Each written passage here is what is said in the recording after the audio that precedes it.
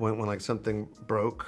It was actually because the guy that was fanning the smoke, like the fan it hit something and something broke, and suddenly I look and it's Guillermo like sweeping the glass. I was like, puro mexicano. Chingate tu madre. You know? It was like being at Universal, you know, when you in that right. train and then the earthquake happens. Yeah, the King Kong comes out.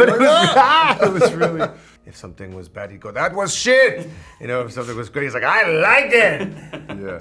In seeking life,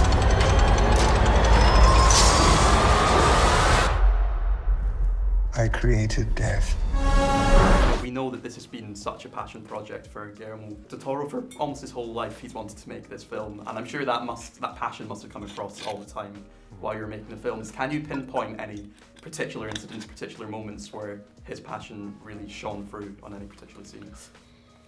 Every day.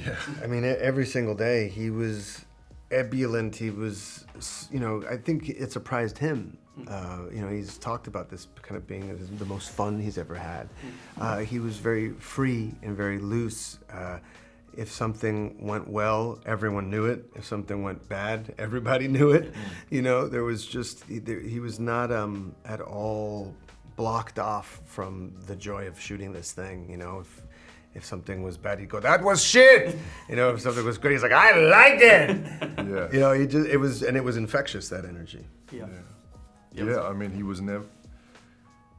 It was like we were all, on the ark together, fighting through the seas. He was never above it, like, manipulating this thing. He was in the mud, with blood in his mouth, like, picking us up, and he was like a warrior in this movie.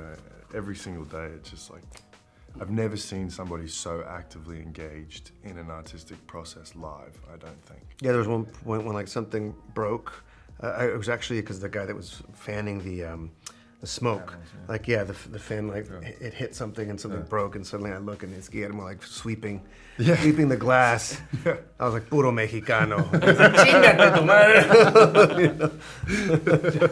I'm really interested in the physicality and the physical approach of playing Frankenstein's monster. I read that one of the inspirations you had was your golden retriever for playing the character. Can you explain a bit about that and the other things that went into the crafting the physical performance? Yeah, I mean, like a child, she she doesn't speak, obviously, so her Weird.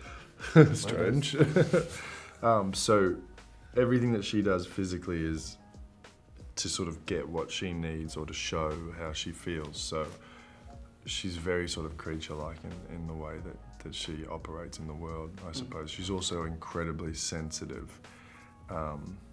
So there was a lot of that in her. I see the whole world in my dog's eyes, so. Yeah, so what were the other inspirations in terms of the movement? I mean, every movie I've ever seen, every conversation I've ever had, every time I've broken a bone, every bit of, every little breakdown, every moment of ecstatic joy that I couldn't control, everything, it was very much a big part of myself, I think, in the physicality of the creature. It's strange because it's not human, but it almost feels like more human than me walking around with like a look, like a guy.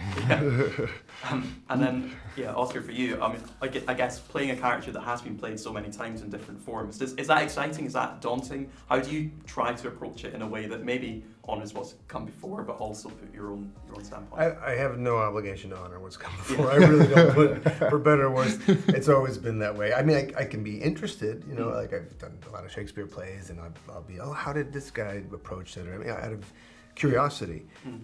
But the idea that there's some obligation to honor, it's like if you want to see that, but you can go watch that movie.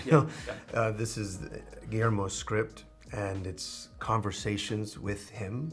And the whole thing is a conversation, not only with him, but with Kate Hawley, the costumer, with Tim Nolan, who created the hair and the look and the sideburns, and so all of that creates a character.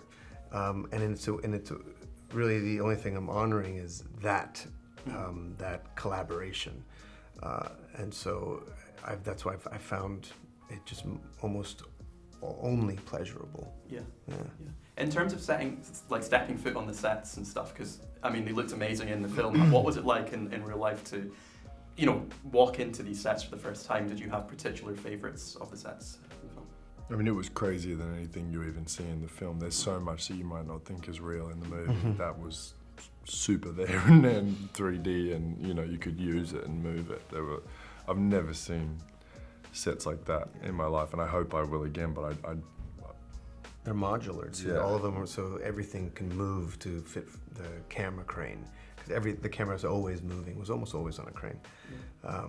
But yeah, the two for me would be the lab, of course, with the batteries. Once everything was in there and all the candles are lit and all the pieces everywhere, it was just so beautiful and breathtaking and strange. All the circles and the Medusa head, and also where you were kept down in the cellar base, there, the cellar down there. That everything looked like bones, the color of bones everywhere.